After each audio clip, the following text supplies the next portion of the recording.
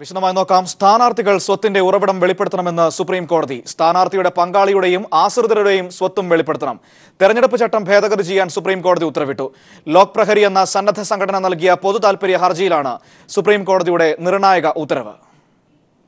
പാർലമെന്റിലേക്കും നിയമസഭകളിലേക്കും തദ്ദേശ സ്ഥാപനങ്ങളിലേക്കും മത്സരിക്കുന്നവർക്ക് മേൽ പിടിമുറുക്കിയാണ് സുപ്രീം കോടതിയുടെ പുതിയ ഉത്തരവ്.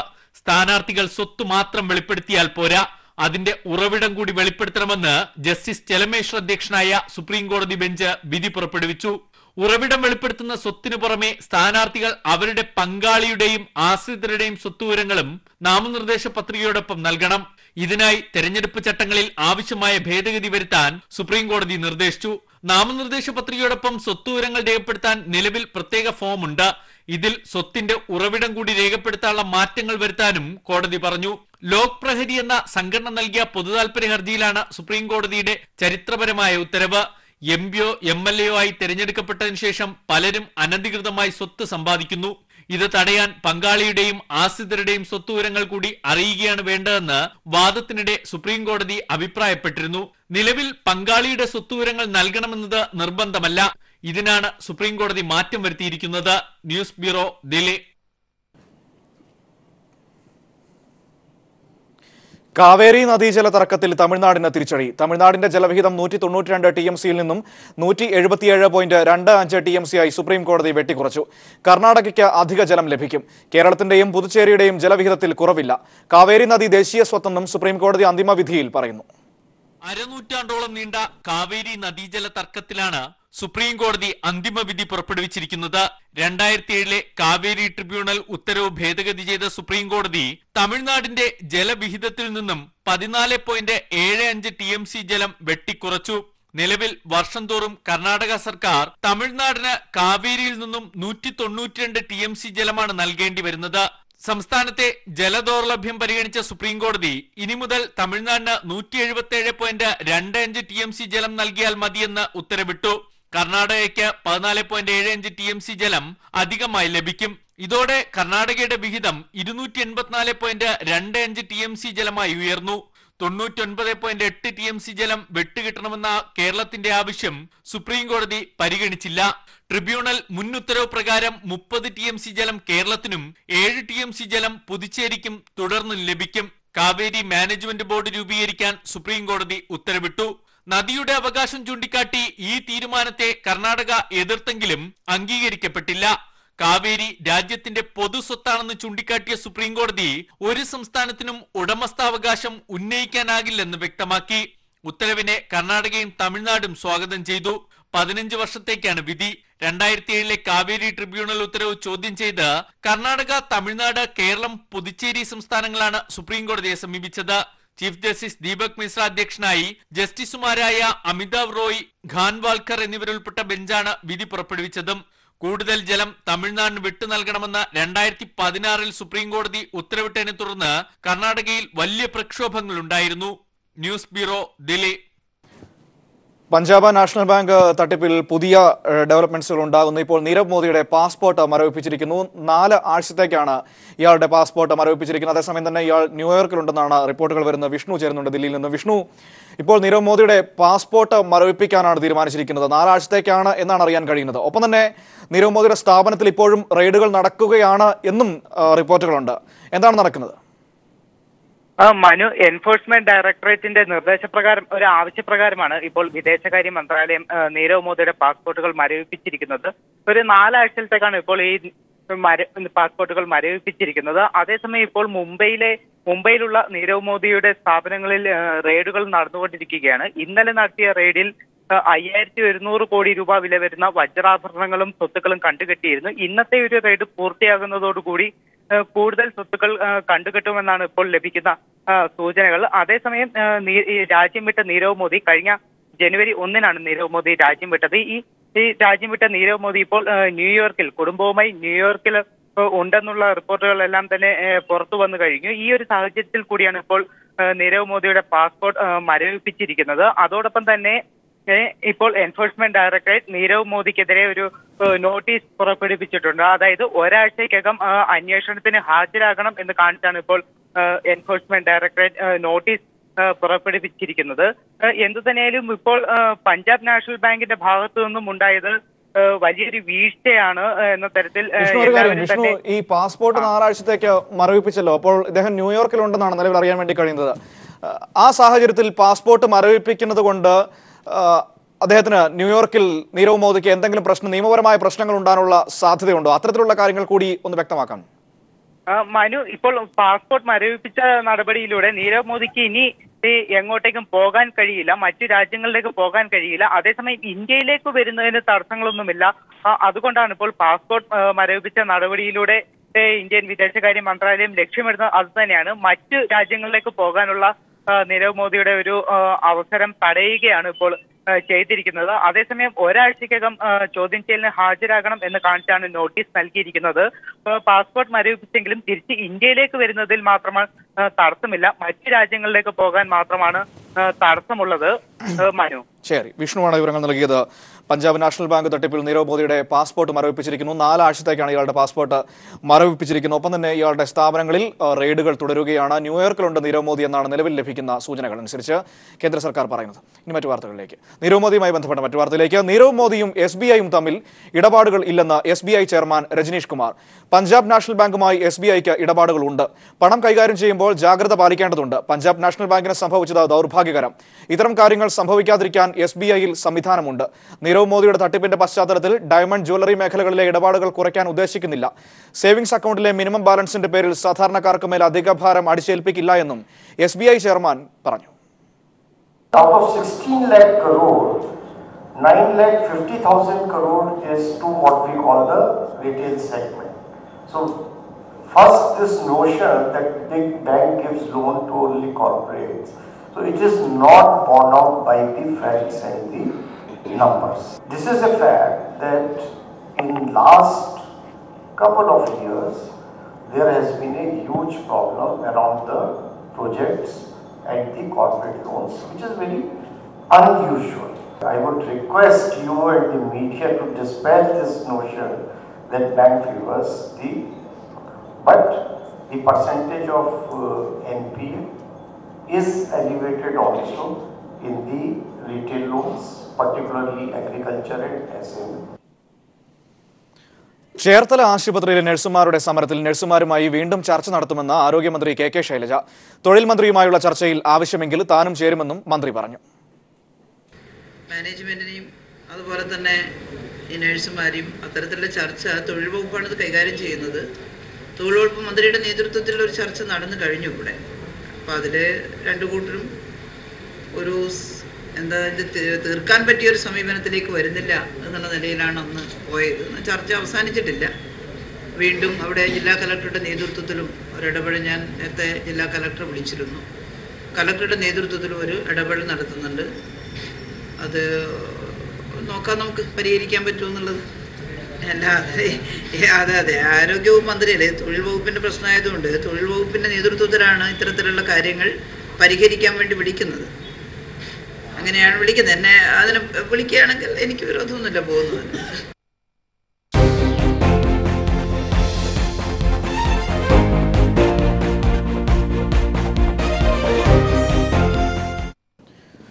ഗവേഷണ കാര്യത്തിൽ വൈസ് ചാൻസലർക്ക് ഇരട്ട നീതി. കമ്പ്യൂട്ടർ എഞ്ചിനീയർക്ക് സംഗീതത്തിൽ ഗവേഷണം ചെയ്യാം, അലോപ്പതി ഡോക്ടർക്ക് മലയാളത്തിൽ ഗവേഷണം ചെയ്തുകൂടാ എന്ന വിചിത്രമായ കണ്ടെത്തലുമായി കേരള സർവകലാശാല വൈസ് ചാൻസലർ.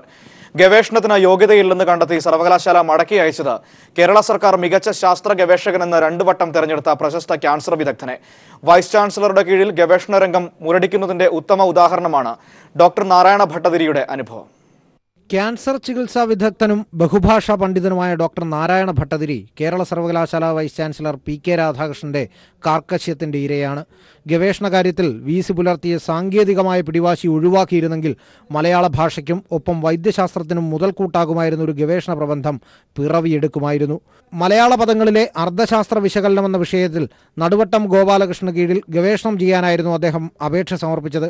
ഗവേഷണ വിഷയത്തിന്റെ സാങ്കത്യം പരിശോധിക്കുന്ന ഡോക്ടറൽ കമ്മിറ്റിയും അഡ്മിനിസ്ട്രേറ്റീവ് വിഭാഗവും 2014 തന്നെ നാരായണ ഭട്ടതിരിയുടെ ഗവേഷണ വിഷയത്തിൽ കാമ്പുണ്ടെന്ന് കണ്ടെത്തിയതാണ്. എന്നാൽ VC കടുംപിടുത്തം തുടർന്നതിനാൽ ഗവേഷണം ആരംഭിക്കാൻ സാധിക്കാതെ ഉപേക്ഷിക്കുകയായിരുന്നുവെന്ന് നാരായണ ഭട്ടതിരി പീപ്പിളിനോട് പറഞ്ഞു. അപ്പോൾ എനിക്ക് മെഡിസിനിൽ PhD ഉണ്ട്, ഞാൻ യൂണിവേഴ്സിറ്റിയുടെ തന്നെ റിസർച്ച് ഗൈഡാണ്. എനിക്ക് റിസർച്ച് എക്സ്പീരിയൻസ് ഉണ്ട്, ടീച്ചിങ് എക്സ്പീരിയൻസ് ഉണ്ട്. ഇതൊക്കെ യൂണിവേഴ്സിറ്റിക്ക് അറിയാം. കേരള യൂണിവേഴ്സിറ്റിയുടെ തന്നെ അപ്രൂവ്ഡ് ഗൈഡാണ് ഞാൻ. വളരെ മോശമായിട്ടുള്ള കാര്യമാണ്. അതായത് ഈ ഇത്രയും വളരെ പഴക്കമുള്ള യൂണിവേഴ്സിറ്റിയിൽ ഇങ്ങനെ ഒരു നിയമം വെച്ചത് തന്നെ മലയാള ഭാഷയൊക്കെ പരിപോഷിപ്പിക്കുക എന്നുള്ളതാണ്. അതിന് ഘടകവിരുദ്ധമായിട്ടാണ് ഈ ഉന്നതാധികാരിയുടെ നിലപാടെന്ന് എനിക്ക് പറയാൻ പറ്റത്തുള്ളൂ. ഏത് വിഷയത്തിലാണോ ഗവേഷണം ചെയ്യുന്നത് ആ വിഷയത്തിൽ ബിരുദവും ബിരുദാനന്തര ബിരുദവും വേണമെന്നതാണ് ചട്ടം. അലോപ്പതി ഡോക്ടറായ നാരായണ ഭട്ടതിരിക്ക് വിനയായതും ആ ചട്ടം തന്നെ. എന്നാൽ തന്റെ അതേ യോഗ്യത തന്നെയാണ് സർവകലാശാല അധ്യാപകനായ അച്ചു ശങ്കറിനും ഉള്ളതെന്ന് അദ്ദേഹം ചൂണ്ടിക്കാട്ടുന്നു. കമ്പ്യൂട്ടർ എഞ്ചിനീയറായ അച്ചു ശങ്കറിന് സംഗീതത്തിൽ ഡോക്ടറേറ്റ് നൽകാമെങ്കിൽ തനിക്ക് മലയാളത്തിൽ ഗവേഷണം ചെയ്തുകൂടെ എന്ന് അദ്ദേഹം ചോദിക്കുന്നു. നിലവിൽ ആലത്തൂർ മണിപ്രവാളത്തിലെ വൈദ്യകവിതയെപ്പറ്റി സ്വന്തം നിലയിൽ ഗവേഷണം ചെയ്യുന്ന നാരായണ ഭട്ടതിരി മലയാളത്തിലെ നിരവധി ആനുകാലികങ്ങളിലെ ഭാഷാ വിദഗ്ധനായ കോളമിസ്റ്റാണ്. സർവകലാശാല തീരുമാനത്തെ ഹൈക്കോടതിയിൽ ചോദ്യം ചെയ്തപ്പോൾ അനുഭാവപൂർവ്വം പരിഗണിക്കാൻ കോടതി പറഞ്ഞിട്ട് പോലും VC അനുസരിച്ചില്ലെന്നതാണ് സത്യം. ഒടുവിൽ നാരായണ ഭട്ടതിരിയെ പഠിപ്പിക്കാൻ യോഗ്യതയുള്ള മലയാള അധ്യാപകൻ സർവകലാശാലയിലില്ലെന്ന വിചിത്രമായ മറുപടി നൽകിയാണ് ഫയൽ എന്നേക്കുമായി VC അവസാനിപ്പിച്ചത്. എസ് ജീവൻകുമാർ, തിരുവനന്തപുരം. സംസ്ഥാനത്ത് അനിശ്ചിതകാല സ്വകാര്യ ബസ് സമരം തുടരുന്നു. 14,000-ൽ പരം സ്വകാര്യ ബസ്സുകൾ സർവീസ് നിർത്തിവച്ചതിനാൽ യാത്രക്കാർ ബുദ്ധിമുട്ടിലായി. അതേസമയം യാത്രാ ദുരിതം പരിഹരിക്കുന്നതിനായി KSRTC അധിക സർവീസ് ഏർപ്പെടുത്തിയിട്ടുണ്ട്. മലബാർ മേഖലയെയാണ് സ്വകാര്യ ബസ് സമരം കാര്യമായി ബാധിച്ചത്. കാരണം സംസ്ഥാനത്തെ സ്വകാര്യ ബസ്സുകളിൽ പകുതിയോളം സർവീസ് നടത്തുന്നത് വടക്കൻ ജില്ലകളിലാണ്. പ്രധാന റൂട്ടുകളിലെല്ലാം യാത്രക്കാരുടെ ആവശ്യത്തിനനുസരിച്ച് KSRTC കൂടുതൽ സർവീസ് നടത്തി. എന്നാൽ ഗ്രാമപ്രദേശങ്ങളിൽ ഓട്ടോ, ടാക്സി എന്നിവ കൂടാതെ സ്വകാര്യ വാഹനങ്ങളെയും യാത്രക്കാർക്ക് ആശ്രയിക്കേണ്ടി വന്നു. SSLC, +2 മോഡൽ പരീക്ഷകൾ നടക്കുന്നതിനാൽ വിദ്യാർത്ഥികൾക്ക് സമയത്ത് സ്കൂളിലെത്തുന്നതിന് ബുദ്ധിമുട്ട് അനുഭവപ്പെട്ടു. സർക്കാർ ഓഫീസുകളിലും ഹാജർ നില കുറവായിരുന്നു. ഇതിനിടെ സർവകലാശാല പരീക്ഷകളും മാറ്റമില്ലാതെ നടന്നു. മധ്യകേരളത്തിലും ബസ് സമരം യാത്രക്കാരെ വലച്ചു. നഗരത്തിൽ നിന്നും ഉൾപ്രദേശങ്ങളിലേക്കും തിരിച്ചും യാത്ര ചെയ്യുന്നവർക്കാണ് ഏറ്റവും പ്രതിസന്ധി നേരിട്ടത്. നിരവധി വ്യവസായ സ്ഥാപനങ്ങൾ സ്ഥിതി ചെയ്യുന്ന കൊച്ചിയിൽ തൊഴിലാളികൾക്കും ജീവനക്കാർക്കും സ്ഥാപനത്തിലെത്താൻ മറ്റു വാഹനങ്ങളെ ആശ്രയിക്കേണ്ടി വന്നു.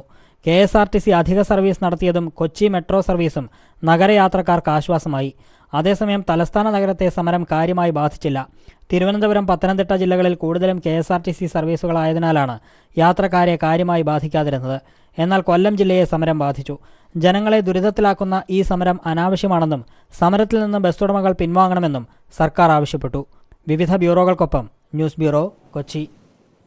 കേരള അഡ്മിനിസ്ട്രേറ്റീവ് സർവീസ് സെലക്ഷനിൽ പട്ടിക വിഭാഗങ്ങൾക്ക് സംവരണം ഏർപ്പെടുത്തണമെന്ന് K. സോമപ്രസാദ് MP. ഒരിക്കൽ സംവരണത്തിന്റെ ആനുകൂല്യം ലഭിച്ചാൽ തുടർന്നുള്ള സ്ഥാനക്കയറ്റത്തിന് സംവരണം അനുവദിക്കാൻ സാധിക്കില്ല എന്നതാണ് നിലപാട്.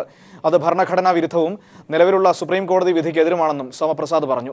KS-ൽ 3 സ്ട്രീമുകൾക്കും സംവരണം ഏർപ്പെടുത്തണമെന്നും MP തിരുവനന്തപുരത്ത് നടത്തിയ വാർത്താ സമ്മേളനത്തിൽ ആവശ്യപ്പെട്ടു.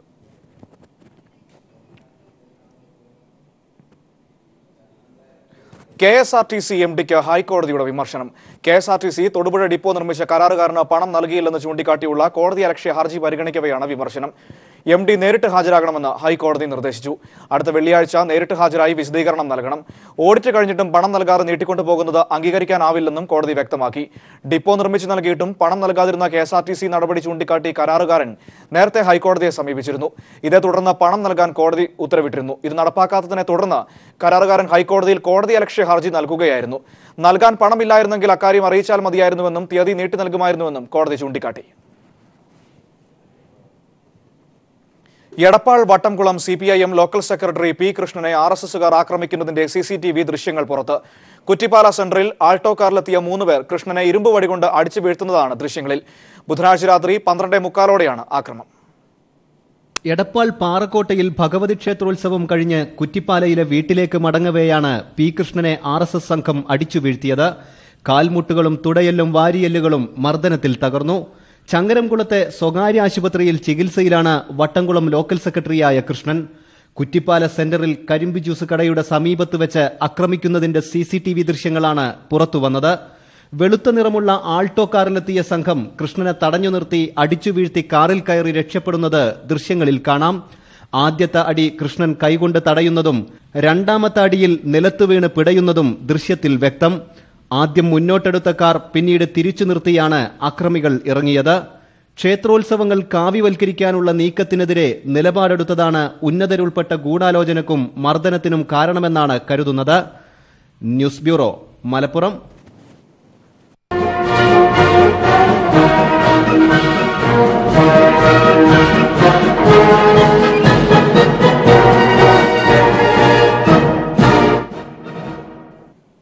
തൃശൂരിൽ ചേരുന്ന CPIM സംസ്ഥാന സമ്മേളന വേദിയിലേക്കുള്ള രക്തസാക്ഷി കുടീരങ്ങളിൽ നിന്നുള്ള വടക്കൻ മേഖല ദീപശിഖ ജാഥ പ്രയാണം തുടങ്ങി. CPIM കേന്ദ്ര കമ്മിറ്റി അംഗം P. കരുണാകരൻ MP ജാഥ ലീഡർ TV രാജേഷ് MLAക്ക് ദീപശിഖ കൈമാറി. ജാഥ ഉദ്ഘാടനം ചെയ്തു. പതാക ജാഥ നാളെ കയ്യൂർ രക്തസാക്ഷി സ്മൃതി മണ്ഡപത്തിൽ നിന്ന് ആരംഭിക്കും. തൃശൂരിൽ ചേരുന്ന CPIM സംസ്ഥാന സമ്മേളന നഗരിയിൽ സ്ഥാപിക്കാനുള്ള രക്തസാക്ഷി കുടീരങ്ങളിൽ നിന്നുള്ള വടക്കൻ മേഖല ദീപശിഖ ജാഥയ്ക്ക് തുടക്കമായി.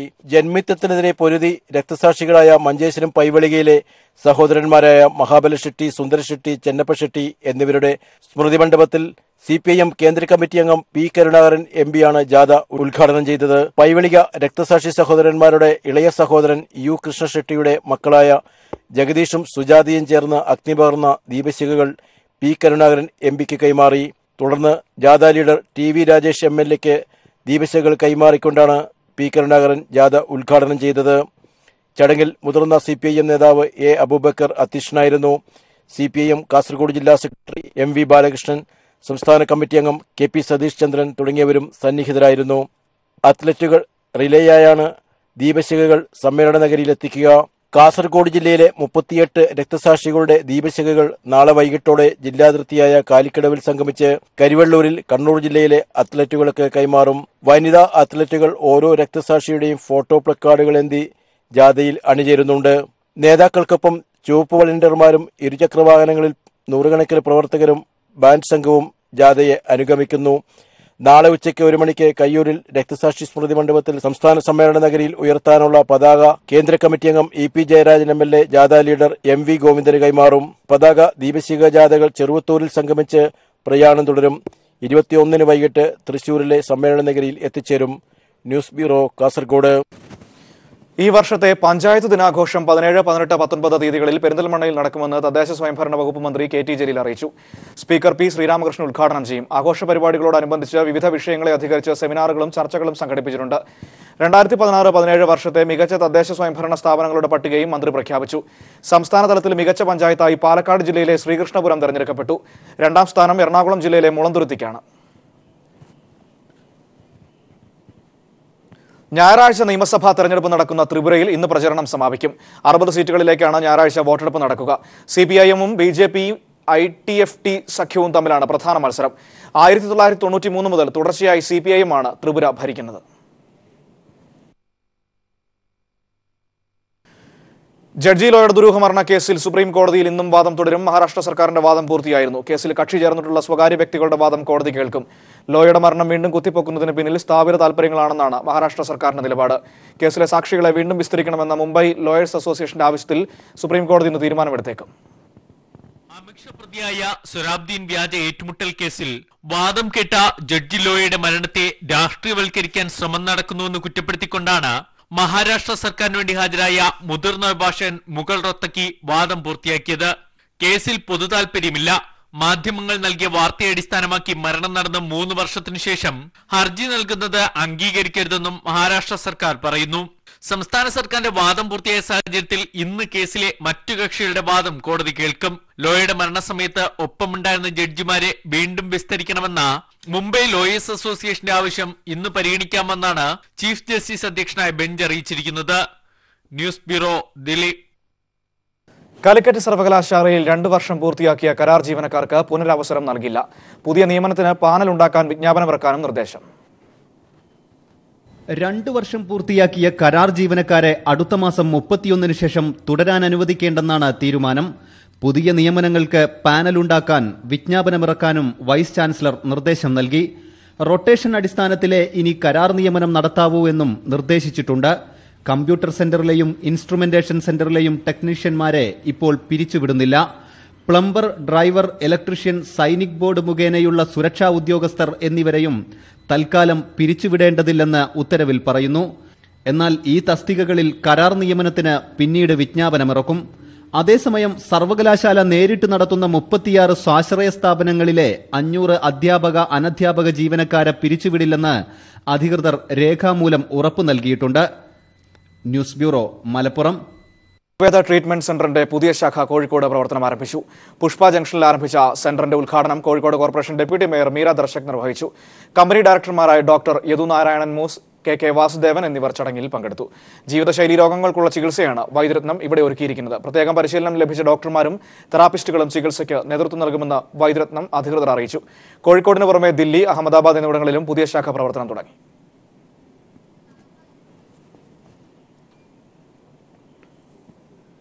രാജ്യത്തെ സമ്പൂർണ്ണ ഇംഗ്ലീഷ് ഗ്രാമപഞ്ചായത്ത് എന്ന ആശയവുമായി ബാബ അലക്സാണ്ടറുടെ പുതിയ കാൽവെപ്പ്. കോഴിക്കോട് ജില്ലയിലെ മാവൂർ ഗ്രാമപഞ്ചായത്തിനെയാണ് വിശ്വഭാഷ പഠിപ്പിക്കാൻ ബാബ അലക്സാണ്ടർ രംഗത്ത് വന്നിരിക്കുന്നത്. ഒരു ഇംഗ്ലീഷ് ഒരു വ്യക്തിയിലേക്ക് എത്തുമ്പോൾ ആ വ്യക്തിക്കുണ്ടാകുന്ന മാറ്റം, ആ വ്യക്തിക്കുണ്ടാകുന്ന പുരോഗതി, ആ വ്യക്തിക്കുണ്ടാകുന്ന സാമ്പത്തിക നേട്ടം നമുക്കറിയാമല്ലോ. അപ്പോൾ ഒരു പഞ്ചായത്തിലേക്ക് മുഴുവനായിട്ട് ഇംഗ്ലീഷ് എത്തിക്കഴിയുമ്പോൾ ആ പഞ്ചായത്തിനുണ്ടാകുന്ന മാറ്റം എങ്ങനെയായിരിക്കുമെന്ന് നമുക്ക് കാണാം. അപ്പോൾ അതിനു വേണ്ടിയിട്ട് ഞങ്ങൾ കോഴിക്കോട് ജില്ലയിലുള്ള മാവൂർ എന്ന പഞ്ചായത്തിനെ ഇന്ത്യയിലെ ആദ്യത്തെ സമ്പൂർണ്ണ ഇംഗ്ലീഷ് സാക്ഷരത നേടുന്ന പഞ്ചായത്താക്കാനുള്ള ഒരു പദ്ധതിയിലേക്ക് തുടക്കമിടുകയാണ്. അപ്പോൾ അതിൻ്റെ ശ്രമത്തിലാണ് ഇപ്പോൾ നടത്തിക്കൊണ്ടിരിക്കുന്നത്. സാംസ്കാരിക നഗരിയിൽ വിപ്ലവ സ്മരണകൾ ഉയർത്തി ചരിത്ര പ്രദർശനം ആരംഭിച്ചു. CPIM സംസ്ഥാന സമ്മേളനത്തോടനുബന്ധിച്ചാണ് ചിരസ്മരണ എന്ന പേരിൽ കമ്മ്യൂണിസ്റ്റ് പാർട്ടിയുടെ ചരിത്രവും സാംസ്കാരിക നവോത്ഥാന ദേശീയ പ്രസ്ഥാനങ്ങളുടെ വളർച്ചയും കോർത്തിണക്കിയ പ്രദർശനം ഒരുക്കിയത്. ഇന്നസെന്റ് MP പ്രദർശനം ഉദ്ഘാടനം ചെയ്തു. ലോകരാജ്യങ്ങളിലെ തൊഴിലാളി മുന്നേറ്റങ്ങളും കമ്മ്യൂണിസ്റ്റ് പ്രസ്ഥാനങ്ങളുടെ രൂപീകരണവും യുവതലമുറയ്ക്ക് വ്യക്തമാക്കി നൽകുക എന്ന ലക്ഷ്യത്തോടെയാണ് ചിരസ്മരണ എന്ന പേരിൽ തേക്കിൻകാട് മൈതാനിയിൽ പ്രദർശനം സംഘടിപ്പിച്ചത്. മുതലാളിത്തത്തിനെതിരെ പടനയിച്ച ലോകനേതാക്കളുടെ ചിത്രങ്ങളും ചരിത്രപ്രധാന സംഭവങ്ങളും നവോത്ഥാന ദേശീയ മുന്നേറ്റങ്ങളും ഒരുക്കിയിട്ടുണ്ട്. പ്രദർശനത്തിന്റെ ഉദ്ഘാടനം ഇന്നസെന്റ് MP നിർവഹിച്ചു. എനിക്കിപ്പോഴും ഓർമ്മയുണ്ട്, ഒരു പ്രത്യേക കാലഘട്ടത്തിൽ എൻ്റെ പിതാവ് രാത്രി കട പൂട്ടി വീട്ടിൽ വന്ന് ഭക്ഷണം കഴിച്ച് പിന്നെ തൊട്ടടുത്തുള്ള കുട്ടാപ്പ് മൂശാരിയും അതുപോലെ തന്നെ ചാത്തുച്ചേട്ടനും അവരൊരുമിച്ച് പല വീടുകളിലും കമ്മ്യൂണിസം ക്ലാസ് എടുക്കാൻ വേണ്ടി പോകും. പിന്നെ തിരിച്ചു വരുന്നത് 1 മണി 2 മണിയാണ്. ആ അകത്ത് കിടക്കുമ്പോൾ ഞാൻ എൻ്റെ അമ്മയുടെ തേങ്ങിക്കരച്ചിൽ കേട്ടിട്ടുണ്ട്. കാരണം ആ കാലത്ത് ഈ പറഞ്ഞതുപോലെ പോലീസ് വന്ന് കമ്മ്യൂണിസ്റ്റുകാരെ പിടിച്ചു കൊണ്ടുപോവുക, ലഘുരേഖകളുണ്ടോ എന്ന് നോക്കുക. അപ്പം ഇതൊക്കെ അറിഞ്ഞ ഒരാളാണ് ഞാൻ. ഐതിഹാസിക സമരചരിത്രവും LDF സർക്കാരുകളുടെ ഇടപെടലുകളും വ്യക്തമാക്കുന്ന പ്രദർശനത്തിൽ EMS, AKG, അഴീക്കോടൻ രാഘവൻ തുടങ്ങിയ നേതാക്കളുടെ അപൂർവ ചിത്രങ്ങളും ശബ്ദരേഖകളും ഉൾപ്പെടുത്തിയിട്ടുണ്ട്. ഫെബ്രുവരി 28 വരെയാണ് പ്രദർശനം. News bureau, Thrissur.